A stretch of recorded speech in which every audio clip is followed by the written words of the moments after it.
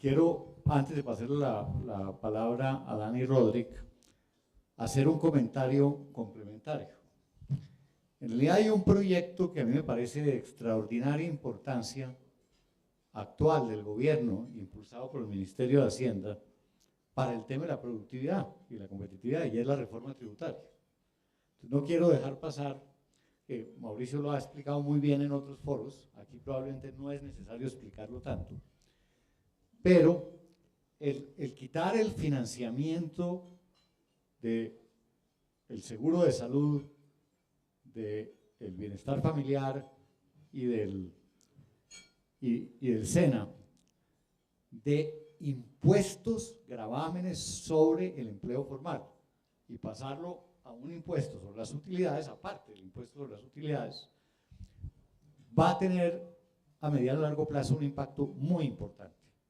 No solamente en generación de empleo formal, como estaban discutiendo antes, sino un poco en restablecer este equilibrio, porque es que los sectores más afectados con ese gravamen en el empleo formal son los sectores que generan mucho empleo formal, como la industria y la agricultura de exportación, y no la minería. En cambio, al cambiar esta composición, los sectores minero-energéticos, que tienen mucho más utilidades, van a estar financiando mucho más este tipo de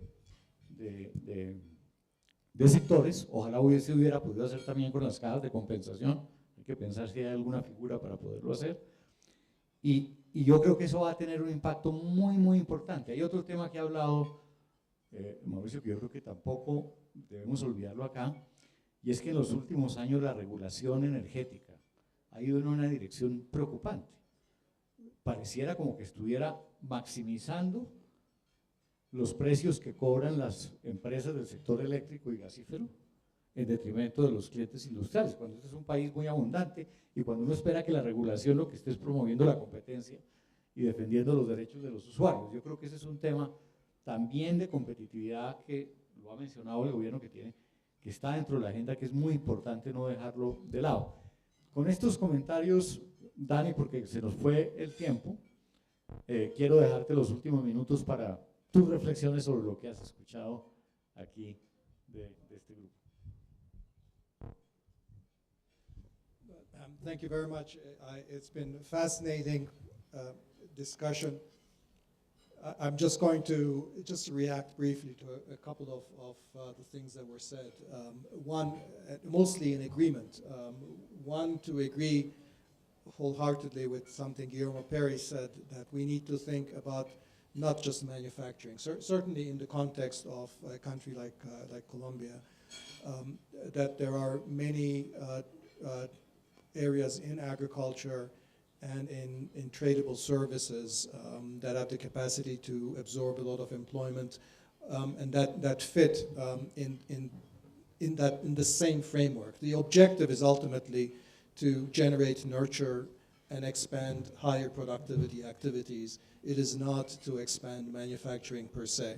That's why also I think Rudy Holmes' point that there might be better terms than industrial policy is quite relevant, because when you say industrial policy, it sounds too much.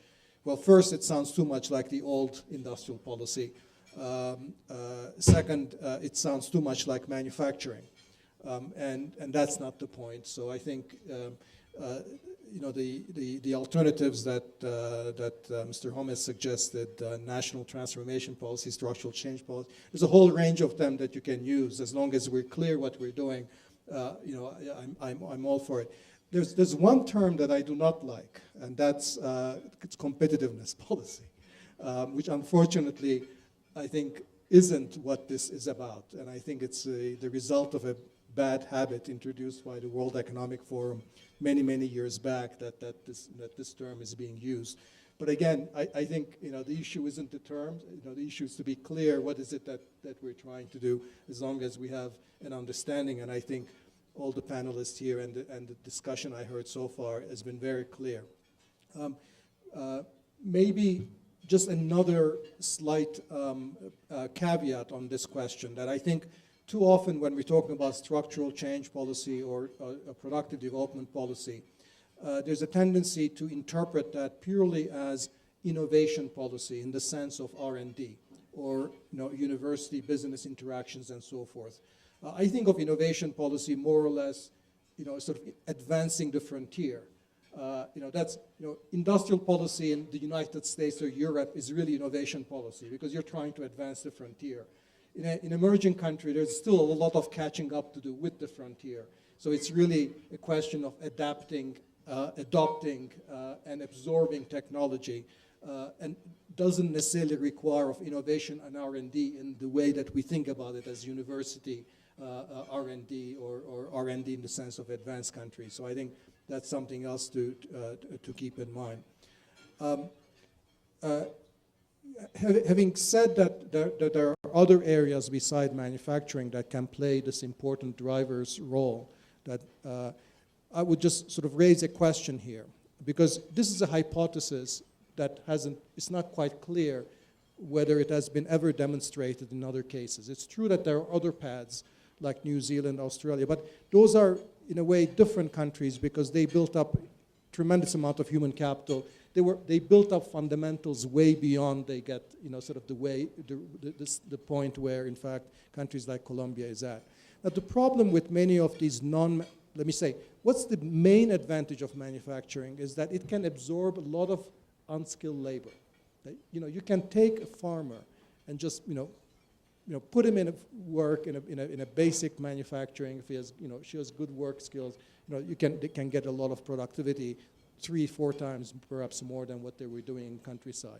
So this fact that manufacturing has this ability to absorb labor, many of these sectors do not. Because, Guillermo, you mentioned agriculture in Brazil. It's true, but this agriculture is extremely capital intensive. It is not absorbing labor. So it's almost like your minerals, your natural resource sector, which is very productive and generates huge amount of rents for the few people who are employed there, but doesn't generate the employment capacity. Many tradable services have the same feature that India, for example, is obviously has done very well with information technology, BPO, and all of that. But it's not absorbing the kind of labor that India actually has, which is unskilled labor. It's absorbing the kind of, the aristocracy, the cream of the labor, and that's only going to give you. So this is really a question mark. This is, why I think there's this great advantage of manufacturing out there, and it's still a big question mark as to whether we'll find substitutes. And of course, if you get to the point that, Hong Kong is, that's a point where you've built up your human capital and your government institutions and your public institutions so much that across the board, all the other services are so productive that then small or deindustrializing in the manufacturing sector doesn't matter anymore. And then finally, let me just say that Mauricio expressed surprise that there's current and former finance ministers in a discussion on industrial policy. I take that as a very encouraging sign because, finance ministers are the,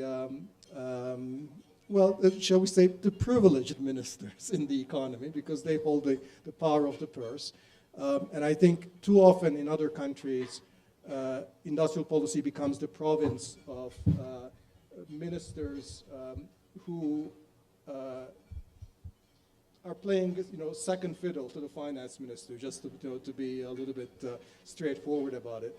And I think the fact that this kind of agenda is owned by the ministers of finance, I think is extremely encouraging because it shows that there is much greater political support for these kinds of activities. So this is wonderful, and I'm very encouraged to see that, and I hope that these and similar events bring the fruit that they deserve. Thank you, Dani.